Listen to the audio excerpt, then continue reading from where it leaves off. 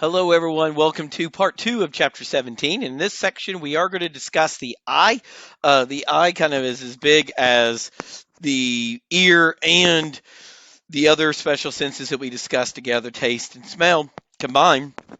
So there is a lot to discuss here, so I wanted to separate it this way. Let's begin with the basic structures of the eye. We'll talk a little about the eyebrows and eyelashes or hairs that protect the eyes, for example, when they're closed or something like that. The palpebrae, the eyelids, they actually cover and protect the eyes. You have two of them. You have a superior palpebrae and an inferior palpebrae. The canthus, that's where the palpebrae meet. You have a medial canthus located here and a lateral canthus located there. That's where the palpebrae meet on either side of the eye. The tarsal glands, which can't be seen here, their ducts are trying to be depicted, but they are inside the eyelid. They are called meibomian glands or tarsal glands. They are specialized sebaceous glands. They secrete lipids that keep your eyelids, your palpebrae from sticking together. When you get an infection, when an abscess of this happens, you have what's called a stye. There's the lacrimal carbuncle. They make lipids during sleep. They're found in the medial canthus. So here you actually have the lacrimal carbuncle right here. And the conjunctiva. Now, a better way to see the conjunctiva is right here. Is a better image for the conjunctiva, where there is a palpebral conjunctiva and an ocular or bulbar conjunctiva that is seen lining our eyelids. The palpebral conjunctiva, inner surface of eyelids, ocular or bulbar conjunctiva covers the anterior surface of the eyeball. There are 6 eye muscles. I do test on what they do. In my lecture lab, I don't, but I do in lecture. This will be a question that I ask: which muscle of the eye does this? This is important to know for neurological examination. There are 6 muscles that control the eyeball's position in the head, where it looks up, down, side to side, in and out. These are called extrinsic eye muscles, and they move the eyeball. There's the superior rectus, the inferior rectus, a superior and inferior oblique, a lateral and medial rectus muscle as well. Now, most of the rectus muscles, it will do exactly what you think they do. A superior rectus looks upwards. We call that elevation. And you can see here, the arrow goes up for that. And what we can see is an inferior rectus looks straight down. The superior oblique, notice it's going down, and what we'd say the superior oblique is, as this is medial, this is the inside, and it's going down and in a little bit, inward rotation to the nose, a little bit of, so it's actually what we call intorsion, inward rotation of the nose, depression, and a little abduction that it does. An inferior oblique does what we call extorsion. That's outer rotation up to the temporal bone. That's up and out. And the lateral rectus looks down laterally, or looks laterally, sorry, lateral rectus, not looking down. I was looking at the inferior rectus, I apologize. The lateral rectus does exactly what it says. It looks laterally, so it's called abduction. And the medial rectus looks medially, we would say that's adduction. That's what each of these muscles do, and I do ask what they do, okay? One of these of the 6 will be on the test. Okay, let's talk a little bit about how tears are made, and we use a gland set called the lacrimal apparatus, a set of glands and ducts to secrete tears and conduct tears over the eyeball and then eventually to our nose. The lacrimal gland up here is the gland that makes the tears. As it produces tears, these tears wash out into lacrimal ducts that go to the surface of the eyeball, washing the surface, and they collect in the in between the inferior palpebrae here and the eyeball, and it does what we say drains the lacrimal lake. There are two of them of these lacrimal puncta that collect and drain the lacrimal lake. That would be the space between the eyelid and the eyeball, inferior palpebrae and eyeball. And we drain it into the two lacrimal canaliculi. The two canaliculi, superior canaliculi and inferior canaliculi, come from the puncta to the to the what's called the lacrimal sac, not nasolacrimal sac, just lacrimal sac, to the nasolacrimal duct that ultimately takes tears to the nose, to the nasal cavity. And this is why your nose runs after you cry. Since these are seen in the lab, I go through them rather quickly. Now, let's talk briefly about the tunics of the eye. First, there are three layers or tunics, principal layers. There's a fibrous tunic on the outside, a vascular tunic in the middle, and an innermost retina, but also called the neural tunic. Now, the fibrous, vascular, and neural tunics of the eye are the three principal layers. They are so-called tunics. Now, they have other things in them, other components to them. So if we look at the fibrous tunic, we're going to see a lot of things like the fibrous tunic, the outermost layer. It's got a sclera, the whites of the eyeball itself, the so-called whites of the eye that you see, and then the cornea. And the cornea is more transparent part. It continues from sclera, becomes transparent, called the cornea. Now, near where the cornea and the sclera meet, there is a junction where this changes the border called the corneal junction or the corneal limbus. Sometimes called corneoscleral junction. Now in our even newest edition, what I try to constantly do is update to new textbooks where there's so many notes. The images are easier to update sometimes than the text because I have to go through and retype everything. There is what is called a scleral venous sinus. You can barely see it right here, that little hole right there, and they're barely seen, not labeled, but it's called a scleral venous sinus or canal Schlemm. As I always say, will the Rel Schlemm Shady please stand up? This takes aqueous humor back to the veins. Blockage of this can cause glaucoma, and this will result in an increase in interocular pressure as the eyeball's pressure goes up. So what they do during an eye exam is usually the machine will pump a little puff of air onto the front surface of your eye. That little pff, as it shoots that air, they're measuring your interocular pressure for glaucoma, which this is blockage of this. The aqueous humor will accumulate without going back to the venous system, back to veins. It will accumulate, making the eyeball's pressure go up. That will put pressure on the retina and actually cause death or retinal tissue and vision loss. All right. The vascular tunic, the middle layer, since this is done in lab, I go a little bit quicker. The iris is the pigmented part. This is the part that gives you the color of your eye. It surrounds pupil and changes the shape of the pupil, controlling how much light can come in. It gets bigger in diameter, let more light in. It gets smaller in diameter, let less light in. The choroid is the vascular part. When you hear the word choroid, like the choroid plexus is in the brain, we are talking vascular tissues. When you talk about that, it's be thinking vascular. There are other things like the pupil, which is a hole in the iris. It's the opening that light passes. There's the lens that does the focusing of the light. Its job is to focus the light's image from the light onto the photoreceptors of the retina. There are a bunch of ciliary muscles that come together that actually help focus the image on the macula lutea of the retina. It's called the ciliary body. These ciliary muscles fold into what's called ciliary processes, and they're called intrinsic eye muscles because they control the lens's shape and the iris's shape to adjust light and adjust focusing of lens. And this will be one of the most tricky things we talk about in this chapter is how this works. So light goes through the lens and is focused on the retina back here. On the retina, we have what's called a macula lutea, and at the center of the macula lutea is a fovea centralis, which I will talk about here in a little bit.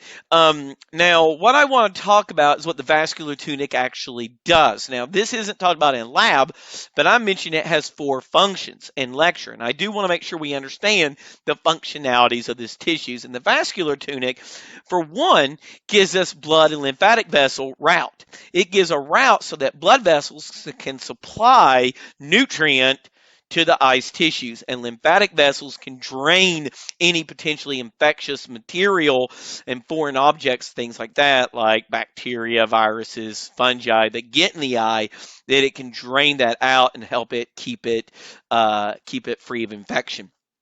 It also regulates how much light enters the eye using things like the ciliary muscles to control the iris diameter. It secretes aqueous humor and reabsorbs aqueous humor to some degree as well, controlling the interocular pressure. It also controls the shape of the lens in focusing using ciliary muscles. So those are the 4 functions. It takes a while just to get an idea what these things do, but make sure you know what they do. Now, as we talk about this, what I like to do is the pupils, they have 2 muscles, and I wish this image does a decent job. You will see the dilators and the constrictors. These are constrictors. When they contract, the pupil gets smaller. When these contract, the pupils get bigger, and this regulates the diameter changes of the pupils. Now, to do that, what we do is these smooth muscles, we actually have constrictors and dilators. Now, when you have too much light enters the eye, the diameter needs to get smaller to reduce that amount of light. So the constrictor muscles. Now, another reason this happens, not just too much light, this can also be parasympathetic innervation. Parasympathetic control can make this adjust. And too little light can enter the eye. We want to make the diameter of the eyeball bigger. This is done by dilator muscles that open the iris up, but this also is done by sympathetic innervation controls these dilators, not just light levels. Parasympathetic controls those constrictor muscles, and it's sometimes just parasympathetic innervation is winning. For example, this could be a parasympathetic drug, something that is going to cause the parasympathetic nervous system to go more in depth, more functioning. Certain highly relaxive drugs can make your pupils constrict, whereas certain drugs like cocaine make our pupils dilate very strongly because they are overactively sympathetic drugs. So sympathetic nervous system or too little light can cause dilation. All right. And you can see that well here. The dilators open the eyes up. The sphincters, which are constrictors, make the eyes get smaller. Now, I do want to talk about, because light is energy, that we are regulating the light that comes in, and light is used by the retina to see, and we're controlling this light. Light has wavelengths to it. Now, if you remember from my last lecture, we talked about this idea of wavelength, and we said, for example, that if I were to graph sound, that we would have these peaks, and we'd have a distance between these peaks, and this distance is called a wavelength. And this is directly tied to the amount of energy in a wave. Now, light also has this. Light has wavelengths as well. For example, red light has about that, like around about 760 nanometers of light. Nanometers, and that is quite a bit different wavelength than, say, 540 nanometers, where visible light might range in that general kind of thing. Is now most people see about 800 to 400 nanometers.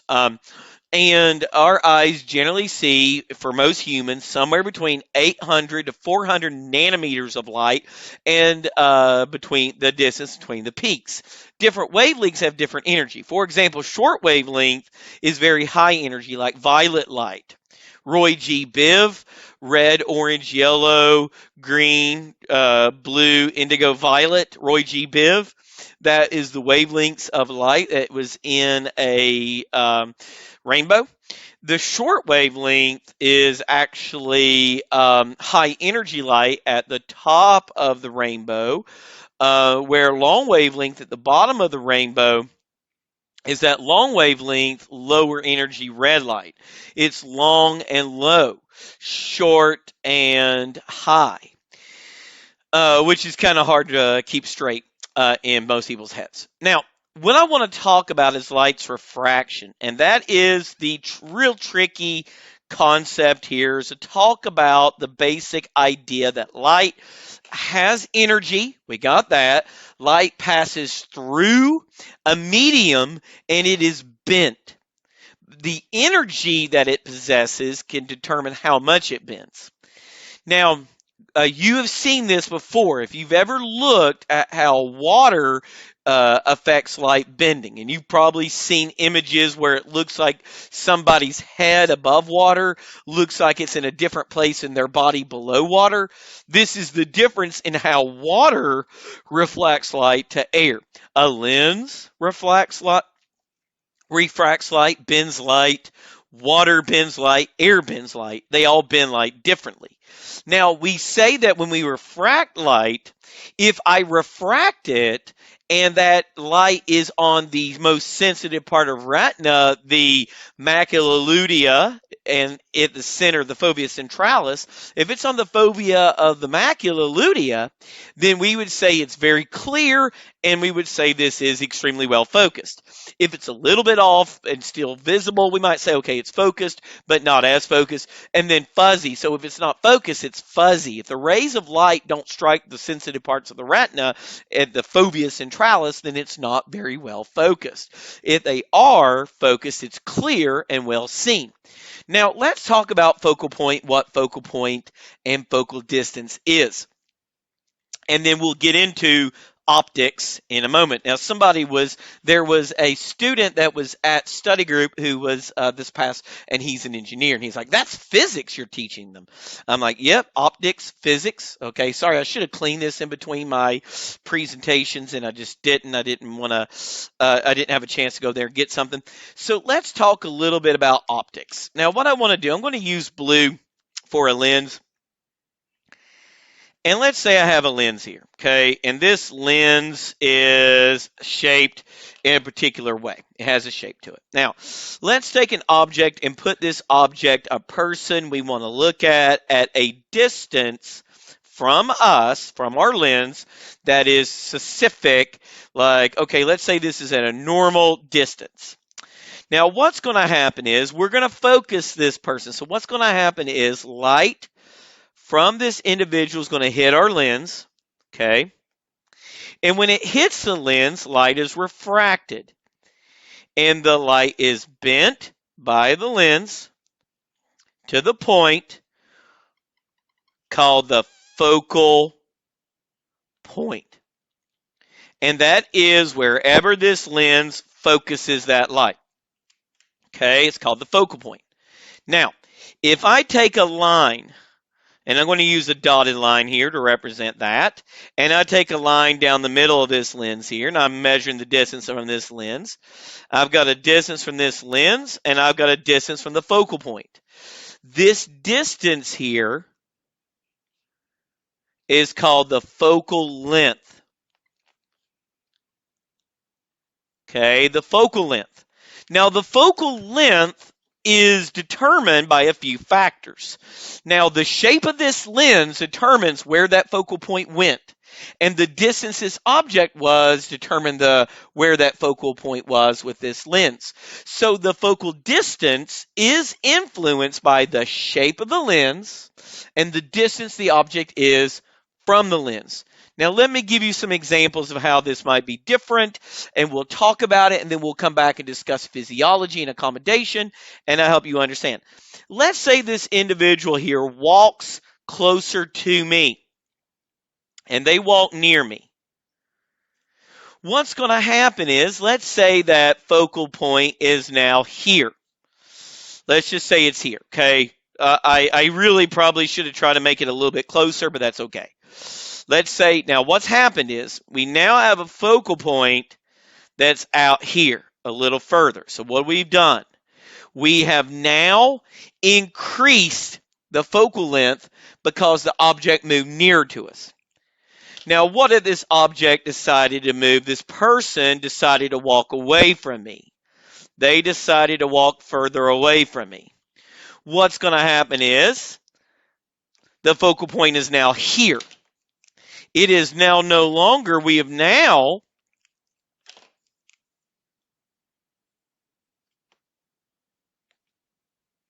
reduced the focal distance. Okay, we've made the focal distance smaller. Okay, we've reduced it.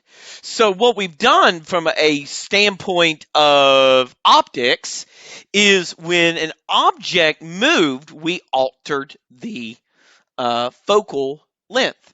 Now, physiologically, what's going to happen to the eye when this object moves in?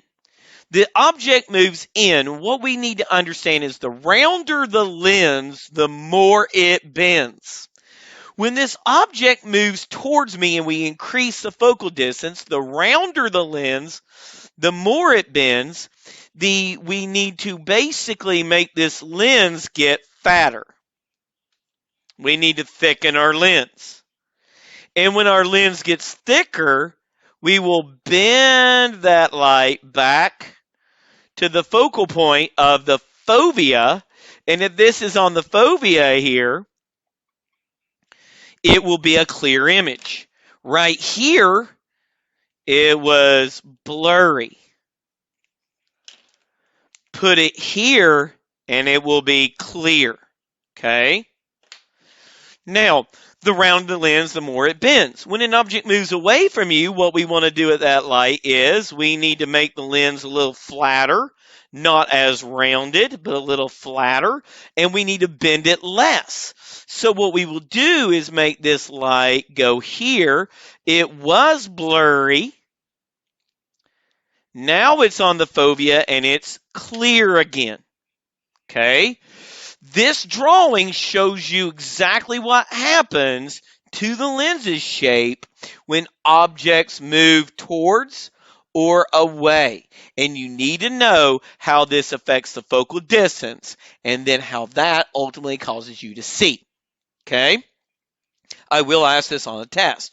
Now, let me go over and talk about it from the notes a little bit. I'll come back to this drawing. Now, what I want to help you guys understand is the distance from the lens an object is.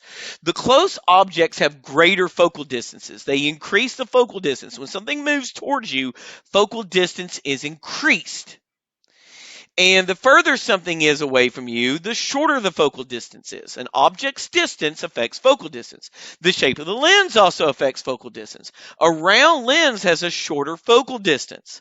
So round lenses, when an object moves, and a thinner lens has a longer focal distance. What we will see is the shape of the lens is going to change to accommodate for the distance an object is away. And this is what we refer to, guys, as accommodation. So here we have light coming from a distant source and it's focused. When something moves towards you, the focal point has to change. You can see the focal point increases when something moves towards us. And then to get that back here where it can be seen that this is our fovea, the lens must get thicker to bend it back to the desired location so it could be seen. That's called accommodation. And we're going to talk about that. Now, refraction, as we said, happens anytime you move through a media. Now, there's always these great images where somebody's sitting in a tank and they could see the person sitting and their body through the tank looks like their body's to the right of them. And that's because water bends light differently than light. Well, when the light passes from the air and hits the cornea, it's bent. Then from the cornea, it goes into a different medium, the water or the aqueous humor. It's bent there. Then it passes into a lens, and the lens bends it. Then it goes into the vitreous humor in the posterior cavity, and that's got a different density and bends it differently too.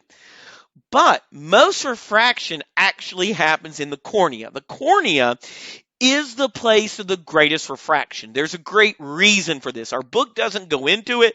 It just happens to say that most refraction happens here. But the reason is that this is where we have the greatest change in density from air to cornea.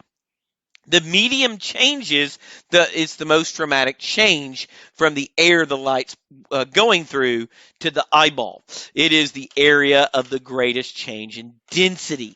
And this means we will have the greatest amount of refraction. Okay, that's just why. Now, accommodation is the automatic adjustment to the lens to make this happen. How do we do it? Well, what we do is we use the ciliary muscles. They will contract and relax to change the thickness of the lens. The ciliary muscles contract around the lens. So when an object moves close to you, ciliary muscles will contract that will push on the lens. Imagine, I always wish I did this before, is to take like a Ziploc bag and fill it full of water and then squeeze it and just smush it to make it look thicker. And it becomes more rounded, and that bends light differently. When you relax it, it goes back to a flatter, less rounded, more flattened shape. That bends light less. So what we see is lenses should be thinner and flatter when objects are far off, and they should be thicker and rounder when objects are nearer. When objects move near you, we should see our ciliary muscles contract, and when objects move away from you, we should see ciliary muscles relax. And you got to be able to put this right here, okay, this and this together to answer a question on my test, okay? That is the synthesis I want you to be able to do, is to understand how this and this relate to each other to make the eyes accommodate to see objects that move near or far. This will be on the test, okay? Okay, now, let's talk about some issues with the eye. And to start off, we really need to make sure we understand what is normal vision, called emmetropia. And normally, your eyeball has a resting lens thickness that's pretty flat. Humans, we are basically adapted to look at things coming at us. You notice when you're driving, you're looking down the road, not at the hood of your car. You're looking down the road for somebody who might pull out in front of you way before it happens. Our eyes are normally set up to see things before they get too close. We're looking far off. We basically have a resting eye that is adapted with relaxed ciliary muscles with a flat lens to see far off objects before they get to us. We want to see the danger before it's here. Now, normal visual acuity because of this is what we call 20/20. We can see at 20 feet what other people can see at 20 feet. That's normal. If a normal vision sighted person can see it at 20 feet and you can see it at 20 feet, you have 20/20. You can have better. You can be at 20 feet and see something. They have to be 10 feet away to see it. You have 20/10 vision, which is better. Okay. Now, myopia or nearsighted is the other problem. Your resting lens is too thick and it's overbending the thing you're trying to see, or your eyeball is too deep, shaped like a football. If your eyeball is more football shaped, or your resting lens thickness is too deep, you will be like me and can't see far off objects very well, can only see near objects well. I have a slight myopia called nearsightedness. That's because the eyeball is either shaped like a football, a little too deep, which that's my problem. I thought it was my lens. Turns out, so finally I went after COVID was over, I finally broke down and went and got glasses. and they said your eyeball is shaped kind of like a football, and I'm like, okay, and I completely understand the optics because I had physics and I've taken anatomy and physiology. I had human anatomy and human physiology. Not, I never took this course. I took two separate upper division courses, and then some graduate level courses in physiology. Now, what happens, guys? This is if I have a problem, think Dr. Myopia, MD. Myopia, MD, diverging lens. Dr. Myopia, MD, needs diverging lens. You need a diverging lens. A diverging lens, it's concave lenses, and what it will do is it will spread the light out a little bit. When the resting lens that is too thick or eyeball that is too deep gets that, it will no longer undershoot. If you spread the light out a little bit and the lens is over bending the light, it will then spread it out a little bit, then let the malfunctioning lens overbend it. It will be normal. Does that make sense? You spread the light out a little bit before it hits the lens, and then blammo, it is now good. That's how they work. I will test on this. I will ask, like, so-and-so needs glasses to see this. What kind of lenses are there? I will ask that. You will, in healthcare, patient education is one of the most important things you do. Well, not one of the most important, but it is one of the big things you do that you need to be able to answer these questions. Patients want to know why. They won't ask the doctor, but they will ask the nurse. I was in study group. Our dean, who's an EMT, was telling them that. He was telling them, says, guys, listen, they're going to ask you because you're less intimidating than the doctor, and they're going to ask you. They're going to want you to tell them. Healthcare, they will ask you these questions. And now I don't usually have to ask those. Now, there are things I, of course, don't know. I know how the human body functions. I'm good with physiology, but, I'm not a master in pharmacology. I have some basic understanding of pharmacology, enough to warn you guys. Now, if you have hyperopia, farsightedness, you could see objects far off, but you can't see near objects.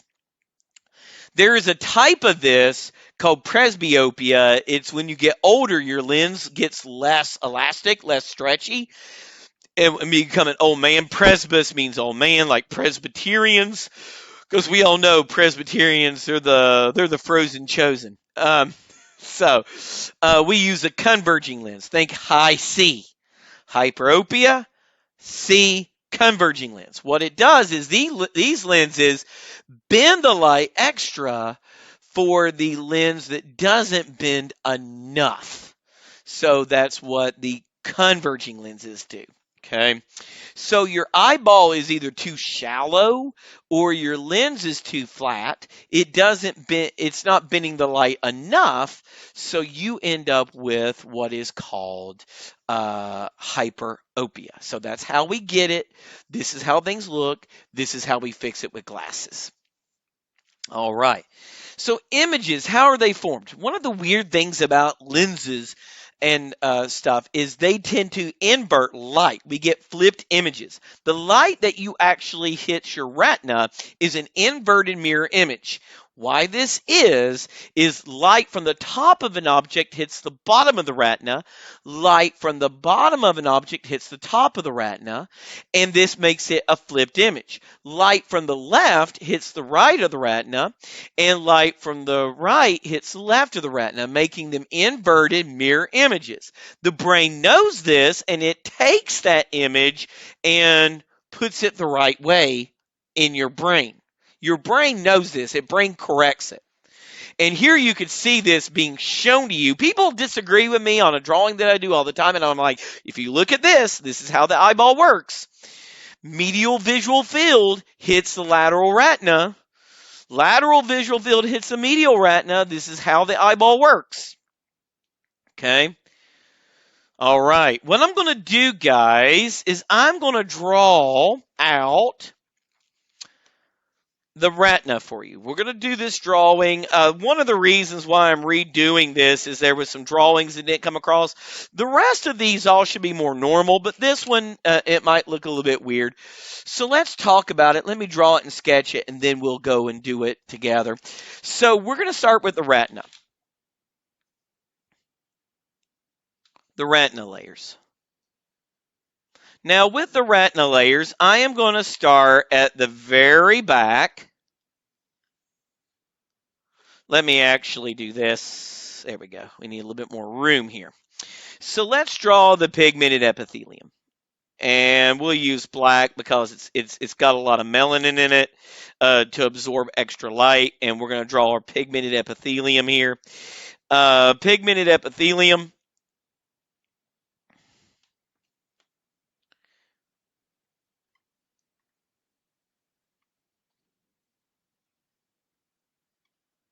The pigmented epithelium. Now, what you're going to find underneath the pigmented epithelium is going to be our rods and our cones. Now, rods and cones, I am going to use blue for this. I normally use purple, but I don't have a purple marker right now that's this size anyway for this board. So let's do rods and cones. Now, rods and cones. Rods, there are rots of rods. There are rots of rods, Shaggy, there's like, think of Scooby-Doo. There's rots of rods. Okay, like Scooby-Doo. Lots of rods, Raggy. Okay, so we're going to see lots of rods, numerous numbers of rods, and not as many cones.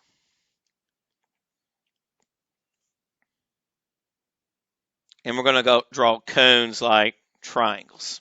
So there's lots of rods and not so many. So we're going to think Scooby, okay?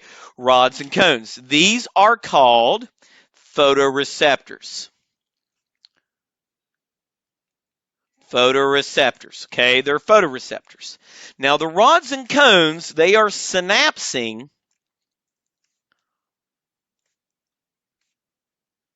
with cells called bipolar cells. So we have our bipolar cell layer.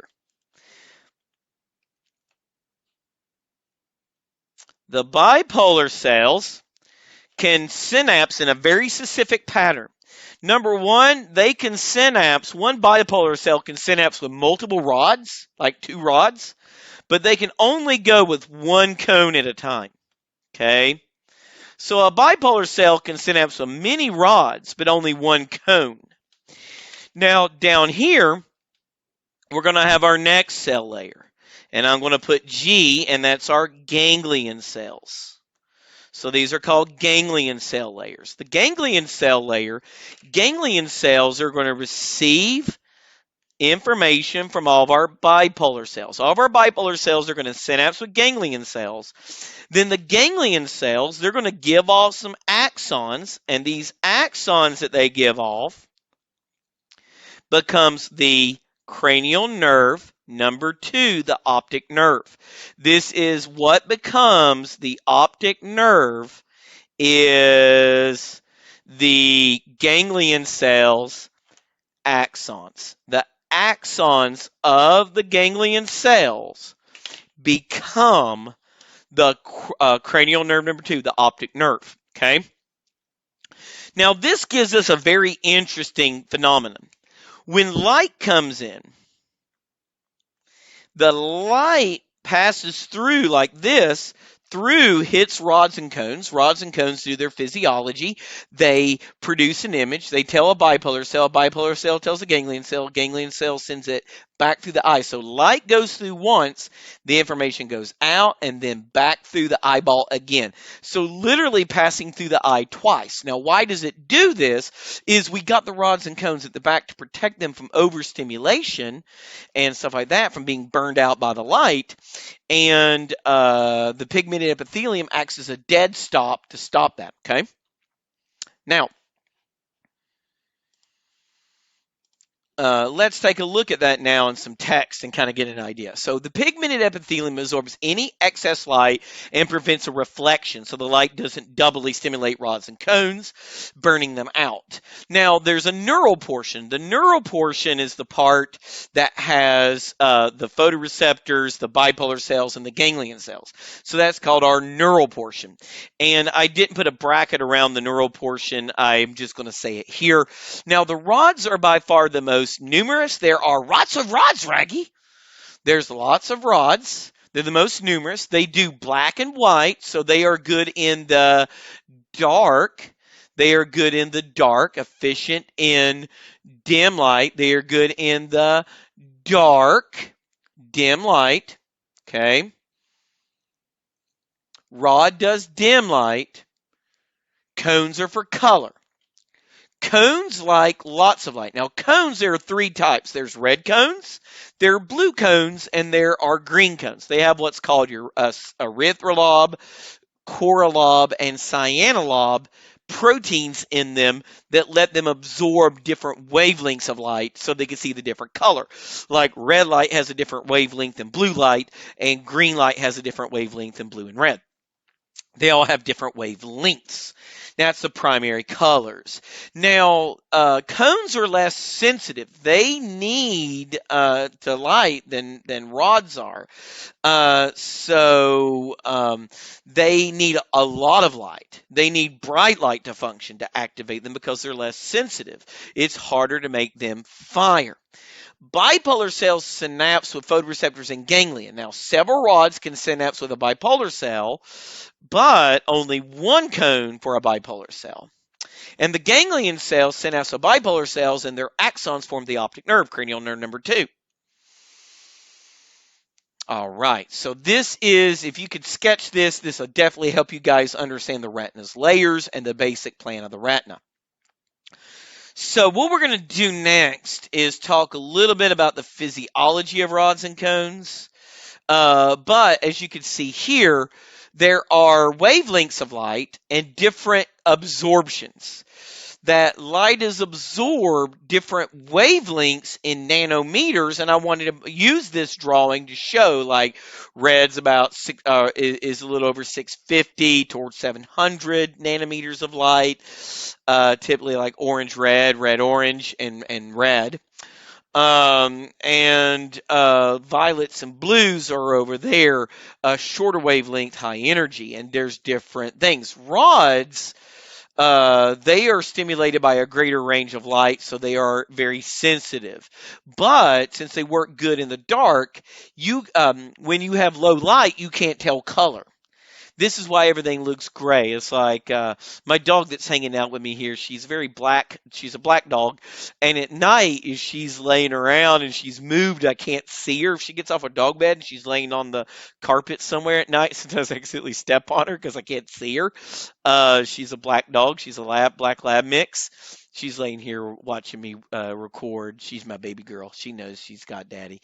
Isn't that right, Myra? Sorry, I can't focus. I can't focus when I have puppy dogs. All right, now I like to talk about these a little bit. Specialized ganglion cells called M cells and P cells. M cells are massive. They're big. They're massive. They monitor rods. And they are massive. They give me general form, motion, and shadows. It's things like this that these cells here are what are interrupted with camouflage. P cells are ganglion cells that monitor cones. Think PC. They are petite and they're plenty.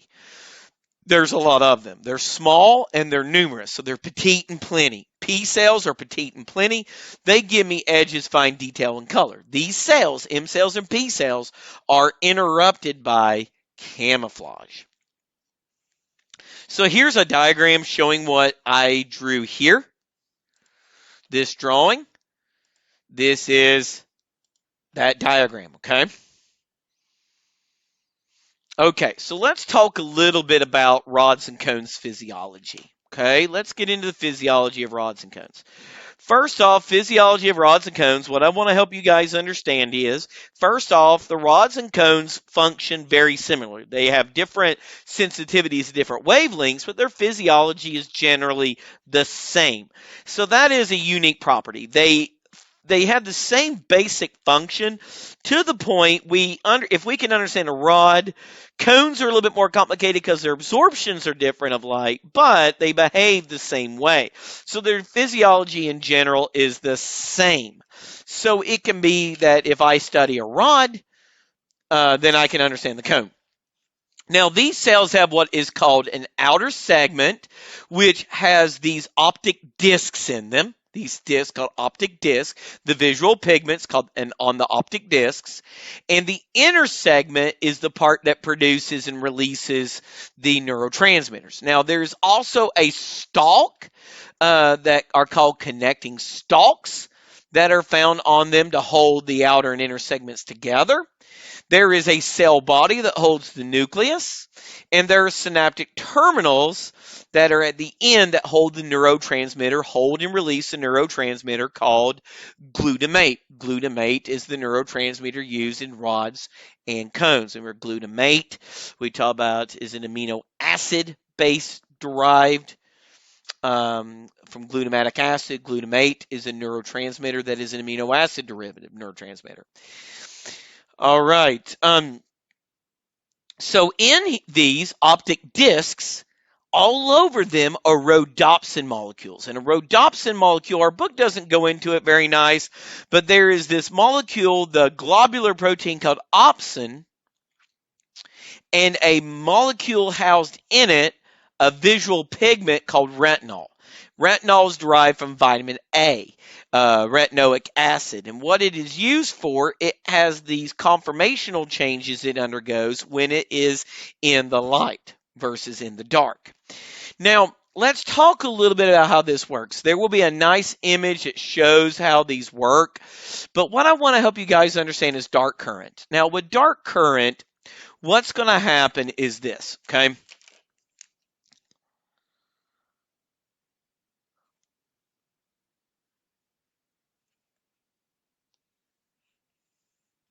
Over time, the amount of sodium ions in the cell will go up and stay high, okay? When we would say they're depolarized, okay? It's going to stay up in a very positive direction, okay? When you're in the dark. What's going to happen when you see light is the opposite of this, okay? In light, you're going to can I actually hear now? I can't tell. Okay, it seems like, let me check. I hit, good, it's working. I was just checking my sound. I accidentally hit the puck that controls it. Over time, the sodium levels will then drop when you see light and go to a very low level when you see light. And this will keep it in a hyperpolarized state. Okay, hyperpolarized. Now, that's what's going to happen. Now, the dark current, what is it? Now, right here, we have our outer segment and our inner segment. Sodium will go through in the outer segment and out the inner segment because of this. Now I want you guys to think of it like this. Basically, here's how we're going to think about photoreceptor physiology. Now, let's say right here you are a rhodopsin molecule, and you're sitting here trying to study anatomy and physiology. Now, let's say it's a pretty day, and you've got the door open, and you prop the door open, you put a door stop in the door to leave the door open so the beautiful breeze can enter the house. And as you study, a lovely little breeze comes in. But let's say the wind picks up, and the wind's blowing in really hard, and it's blowing in, and it's blowing your papers around, your notes. You can't see, and this is preventing you from seeing. So you need to see. You want to see. So this is kind of what I'm going to use, is this analogy. So to see, we need to shut the door so the wind stops blowing in, and I'm going to be able to see. Okay, so this is how this is going to work, and I'm going to show you how this works, and that's going to let me see. Now, when this is happening, glutamate is being released, telling my bipolar cells I'm not seeing. Now, at first blush, this seems to be very wasteful. Why would I want to release all this neurotransmitter all the time when I'm not seeing? Well, you actually are in the dark less than you are awake. You're awake more in the daytime during the day than you are asleep. You might sleep 7, 8 hours and be awake well over 12. Okay, well over 12 hours you're going to be awake. You might be awake for quite some time. So let's just say you're awake a lot more than you are asleep during the most of the time. So most humans. So our visual system works around that. It saves neurotransmitters. And when it saves neurotransmitters, what we're going to do is, guys, to make this work. Now, when I was a kid, I got a Christmas present from my sister. Now, my sister, now in her life, she's a Christian woman now. But my sister, she wasn't always. Now, I am not saying anything about. I'm not suggesting that Christianity makes one morally or anything superior, and I'm not even talking about my own personal belief system or anything like that. But I'm going to use my sister, and I'm just going to say that my sister she's a Christian woman now, and now once upon a time she wasn't, and I might say she might. I'm thinking she might have been a little wild during part of her life. And what happened was one Christmas, my sister gives me a Crown Royal bag full of $1 bills for Christmas. This is my sis. Now my sis gave me that. Now my sis is she is a Christian. She's kind of obviously she's straightened her life out a little bit. So let's say she was my 11 sis Retinal. She was a little crooked, not very linear, but she became a Christian, and I was like, she saw the light, and now the light's hit her. She has straightened herself out. She's now more on the straight and narrow. She's more linear. She's 11 transretinal. She's been transformed by the light. Okay. I'm a Southerner, so that also rings with me because it all kind of fits the Southern gospel thing. I mean, that was kind of a thing now. I'm not even going to go into my personal beliefs, anything like that. I try to keep myself secret, keep it secret, keep it safe. Now, let's say you guys are sitting there studying, and the wind's blowing in and you can't see. So you stick your finger out straight, say, you go shut the door. You go tell somebody in your house whose name is transducing. Let's say that your husband's name is transducing. You go, transducing, honey, go shut the door. So you're opsin. You point your finger straight at them and say, transducing, honey, go close the door. Transducing doesn't want to, so it asks your son, PDE, phosphodiesterase, to go do it.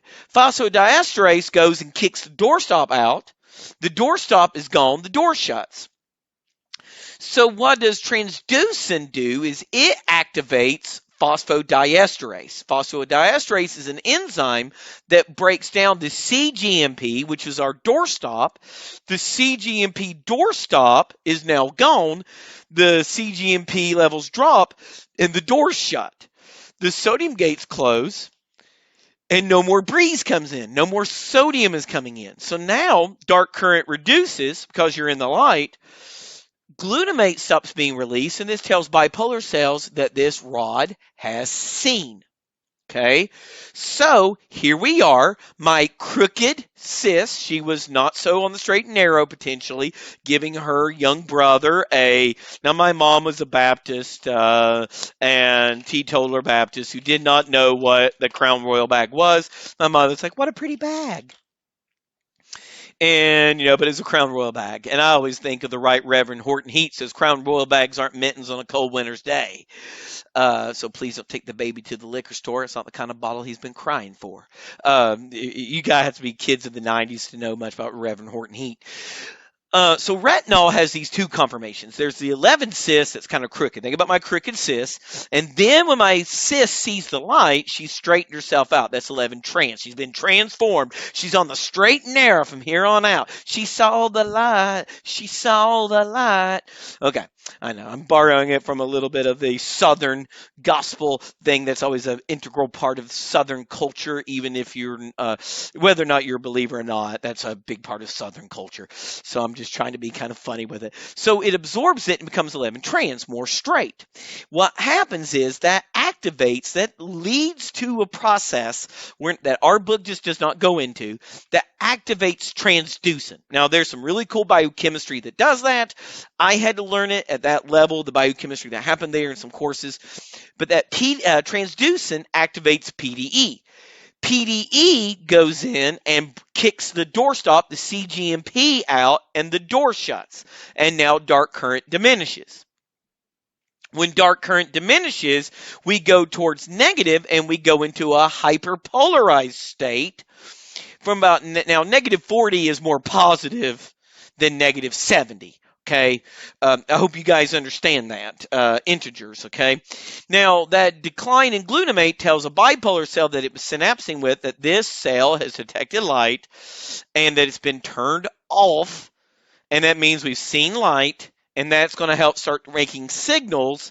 And now, how does it actually get the characteristic of light? It depends on what kind of cone we're dealing with or what kind of rod. And basically, the simplest way I can explain this to make sense of it, it's not exactly how it happens, but I'm going to say imagine each rod and cone is a pixel. We create a single pixel, and that gives us the image. That's probably the simplest way I can basically act like it. It's not exactly how it works, but close enough to at least help you understand a little bit of the physiology that we're doing.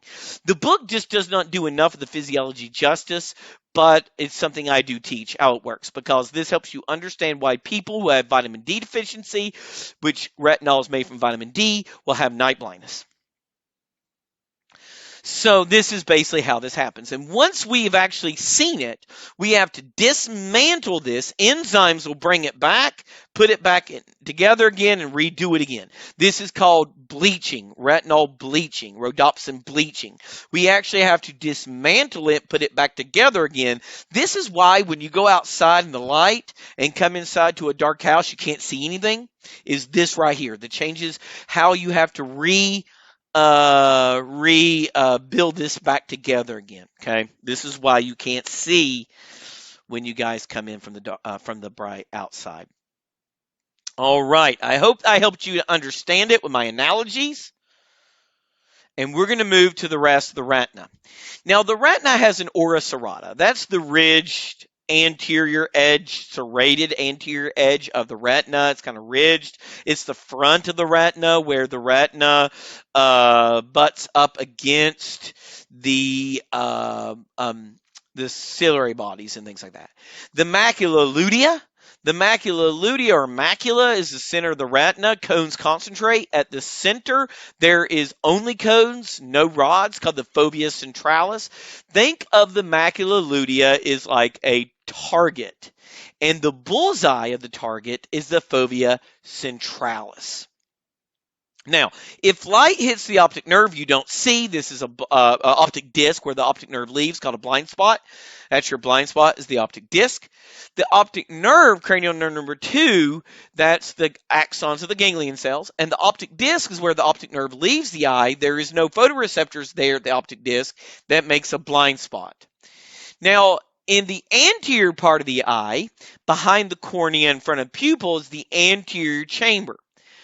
Behind the cornea and in front of the lens is the posterior chamber of anterior cavity. The anterior cavity is the area from the cornea to the lens full of aqueous humor. Here we can see the canal of Schlemm. Now, behind the lens, this area back here is the posterior chamber, called the vitreous chamber, because it holds vitreous humor. All right.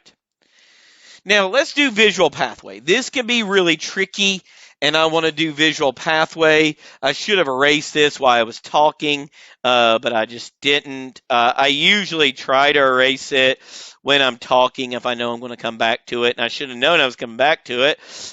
This is my last really big drawing to do, is the optic pathway.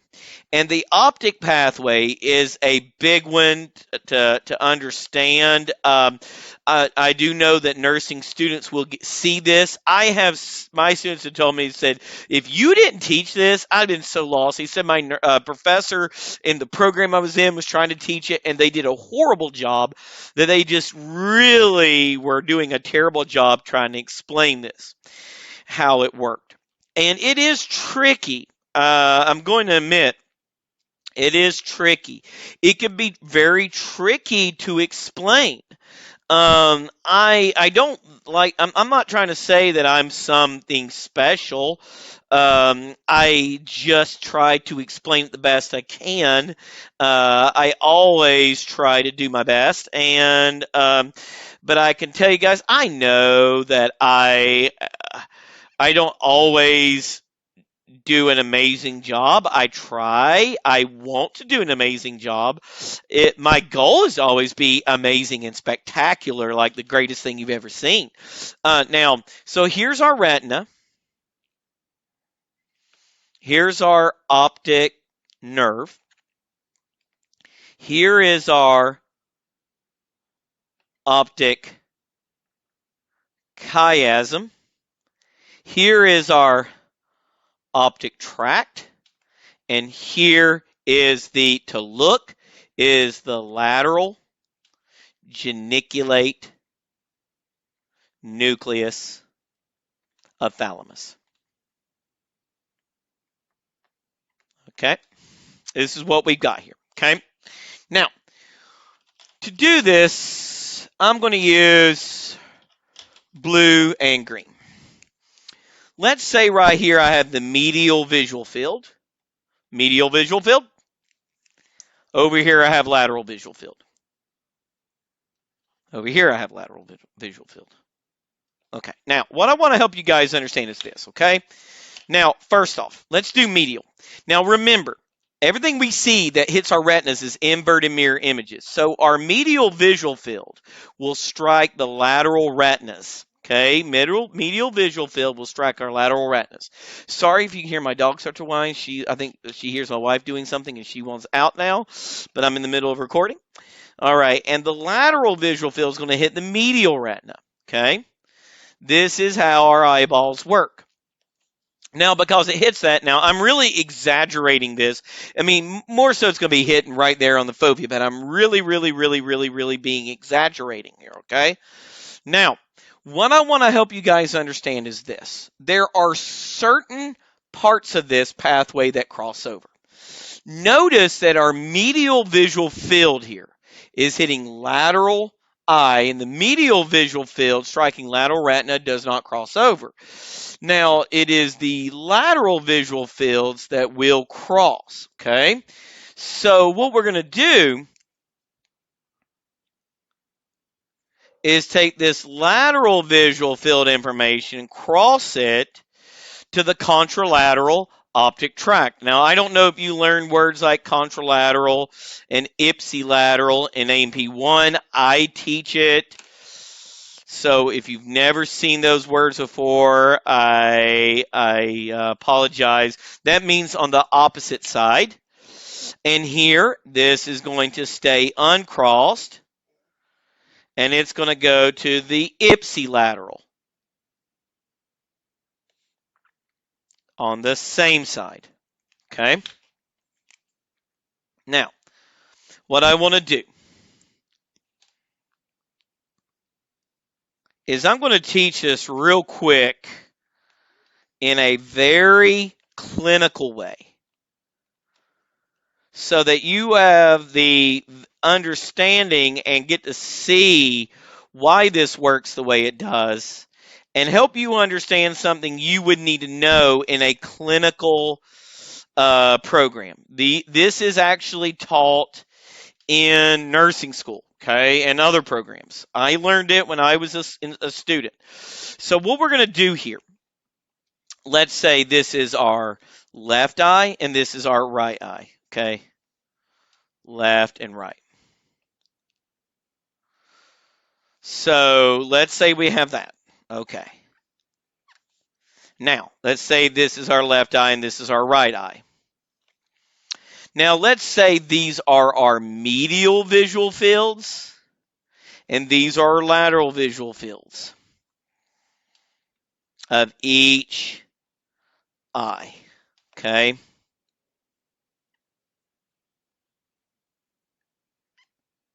Now, what we're going to do, I'm sorry I keep hitting this whiteboard. It's the annoying thing about drawing on this surface like this, but at least I get to do drawings and the things I would normally do in my teaching. Now, what I want to do, let's make some lesions. Let's start here, damage it, and say that's lesion A. Let's damage here and call that lesion B, and let's damage here and call that lesion C. So A, B, and C lesions. And let's try to figure out what's going to happen to this patient. Where's their visual acuity is going to be messed up at. So if we take A, let's start here. Let's start at the lateral visual field of the left eye. And notice the lateral visual field of the left eye here is going to be taken out. So blind in the lateral visual field of that eye. Let's then move to the medial visual field of the left eye, and we see that it gets taken out. Now we go to the medial visual field of the right eye. It's intact. Lateral visual field of the right eye. It didn't hit lesion A at all, so it's intact. We would have what is called left monocular blindness. Now, B is really rather interesting. Let's follow the B lesion line. Let's start here, taking the lateral visual field of the left eye. We hit B, so let's color that in, that this person is blind in the lateral visual field of the left eye. Let's hit the medial visual field of the left eye. We didn't hit lesion B, so it's good. Medial visual field is now being tested on the right eye. It's good. It didn't hit lesion B. Lateral visual field of the right eye. Let's travel it. It hits lesion B, so let's color that in. Okay. And what we have here is tunnel vision. This is a person who has lost the lateral visual fields of both eyes. They have tunnel vision. Now, what's going to happen to C is also rather peculiar. C is a rather interesting lesion. So let's follow it. Let's start off with the lateral visual field of the left eye, testing it. We follow it. We notice it didn't hit C. So we're good. Now, the medial visual field of the left eye. We are now in it. Let's check it. It hit C. So C has taken out the medial visual field of the left eye. Okay, we're now in the medial visual field of the right eye. We didn't hit it. All right. Now we're in the lateral visual field of the right eye, and it crowds over, and we hit that. So now this person here can't see anything on their right. We actually call this a right contralateral homogeneous hemianopia. It's a fancy word for that. The person can't see on the right side. Now, here is a trick for you guys to think about. I'm going to do something a little different now. I'm going to see if you guys can figure out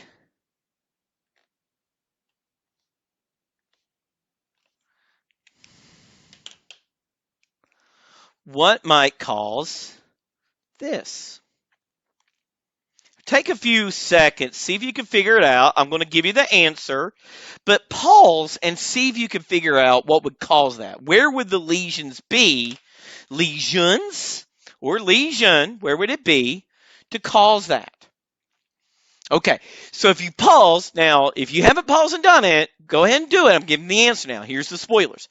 Okay, so one of the causes of this is intracranial pressure, where pressure pushes inwards and it basically damages, it puts pressure on the lateral visual fields only, leaving that, and so, or the medial visual fields only, and it does this, or you get like that interruption. That's caused by intracranial pressure, like high degree of CSF buildup, things like that. So that's how that can happen. I was going to see if you could really think your way through that, and then you really understand it. Now, I used to do this when I first started. I just found that it was probably too in depth to do as an actual question on a test, but definitely not. It's something I definitely want to teach. So let's say I had a lesion D. That would be D. Okay. All right, guys, I hope you found that useful, because that is something you would see. I do have a YouTube video on that, but the optic pathway here, that is something you will see on the test. All fibers go to, all fibers from the optic nerve, they enter the optic chiasm, but those of the medial visual field continue on uncrossed, but those from the lateral visual fields of both eyes cross over. And this creates a unique thing that happens in the optic pathway. So guys, definitely know that. So if we started from a rod or a cone cell, we would go to a bipolar cell. Bipolar cell would go to a ganglion cell. Ganglion cells, axons make cranial nerve number 2, optic nerve. We enter the optic chiasm. We go to the optic tract. We go to the lateral geniculate nucleus, if you want to look. Then we go to the occipital lobe of the brain to be seen. Okay. Now, the last thing I'm going to talk about is these, and that is the receptors, general sense receptors, exteroceptors, do body's external conditions. These can actually be counting, as some of these are special senses as well. Vision, taste, hearing, smell, and equilibrium and balance are examples. Some of these can also be touch receptors and things like that as well. So some of the touch receptors are also external, which I really need to do an improvement of this. Nociceptors are pain, thermoceptors are temperature, mechanoceptors have the mechanically gated ion channels, like an example of tactile receptors, touch, baroreceptors, pressure, proprioceptor, body position. Chemoceptors do chemical composition, like looking at changes in oxygen in the blood, looking at changes in calcium in the blood, other ions, hydrogen ions, oxygen, CO2, that kind of stuff in the blood, called chemoceptors. To detect changes in body fluid concentration, we have osmoreceptors. Now, I don't test on the diseases. Glaucoma, I talked about the pressure builds up due to a blockage in the canal of Schlemm. Cannot actually reabsorb the liquid and bring it back to the venous system. It damages the optic nerve, damages this stuff, build up aqueous humor. So marijuana has been shown to have active ingredients to relax this, to the trabecular network, meshwork that is blocked, can relax the blood vessels. Astigmatism is caused by an imperfection in the curvature of your eye, because this is where the cornea has the greatest amount of refraction, really can mess your vision up because it has the greatest amount of refraction. Diabetic retinopathy bursts blood vessels, causing microvascular damage, blockage, and damage of blood vessels. The sugar, one of the things you get is, you will learn about this in pathophys in nursing school for you nursing students, is you get microvascular damage because the cells that take up all this, the lipids and stuff that end up here, they will cause microvascular damage by releasing inflammatory molecules. The blood vessels burst, they don't develop properly, they leak the blood vessels and things like that. It messes off blood supply. These rupturings, these hemorrhages happen, and you have death to the retina. Otis media, ear infections, viral and bacterial, the middle ear, the fluids get this, and it can actually mess with your hearing. Long-term unmanaged otis media ear infections can actually lead to hearing loss. A swimmer's ear is caused by an infection and stuff like that of the ear canal due to staying wet, constantly wet, the infection, bacterial growth because it's moist inside the ear, so letting it dry between swimming sessions will help with that. There are solutions, topical solutions. So, guys, this concludes it. Thank you so much. I love teaching. So I hope you guys learned a lot. And guys, thank you. And if there is another one that needs to be done, let me know. But guys, this concludes my video on special senses. Thank you, and I'll see you in the next one.